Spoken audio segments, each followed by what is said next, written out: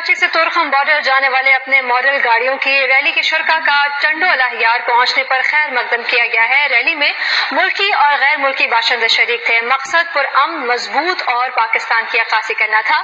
مزید تفصیلات کے لیے آپ کو دکھائیں گے عبدالحمید عباسی کی یہ رپورٹ۔ پرامن پاکستان، مضبوط پاکستان کا عزم لے کر کلاسیکل کار ریلی 2018 کراچی سے ٹنڈو الیار پہنچی، جہاں راشد آباد کے مقام پر ڈی فریج اسکول انتظامیہ نے ریلی کے شرکاء کا خیر مقدم کیا۔ ریلی میں ملکی اور غیر ملکی افراد نے اپنی اولڈ ماڈل جاپانی گاڑیوں کے ساتھ شرکت کی۔ ڈی فریج اسکول پہنچنے پر قوت گویائی اور سماج سے محروم طالب علموں نے اپنے مخصوص انداز میں پاکستان کا قومی ترانہ پیش کیا۔ اس موقع پر ریلی میں شامل ملکی اور غیر ملکی افراد نے میڈیا سے بات کرتے ہوئے کہا کہ پاکستان ایک پرامن، خوبصورت اور مہمان نواز ملک ہے۔ میں جرمنی سے ہوں، میں اس ریلی میں پارٹیسپیٹ کرتی ہوں میرے دوستوں کے ساتھ۔ ہم کراچی سے خیبر تک جائیں گے۔ ڈیفریج اسکول میں آگے بہت اچھا اسکول ہے اور بچے اتنے امیزنگ ہیں، جنرس اینڈ امیزنگ پیپل۔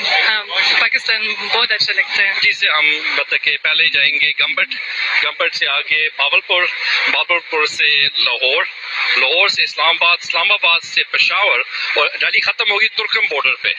تو یہ پورے ملک کی ریلی ہے، ہر صوبے سے لوگ ہمیں جوائن کریں گے۔ دیکھیں ریلی جو ہے اصل میں پاکستان کے ایک سافٹ امیج کو اجاگر کرنے کے لیے رکھی گئی کریں گے، اور ٹوٹل جو تقریباً 60 سے 70 ویکلز جو ہیں وہ ان شاء اللہ تعالیٰ جب ہم ریلی اینڈ کریں گے تو اس میں موجود ہوں گے۔ ان کا مزید کہنا تھا کہ ریلی میں اولڈ ماڈل جاپانی گاڑیوں کو لانے کا مقصد نئی نسل میں اولڈ ماڈل گاڑیوں کو متعارف کرانا بھی ہے۔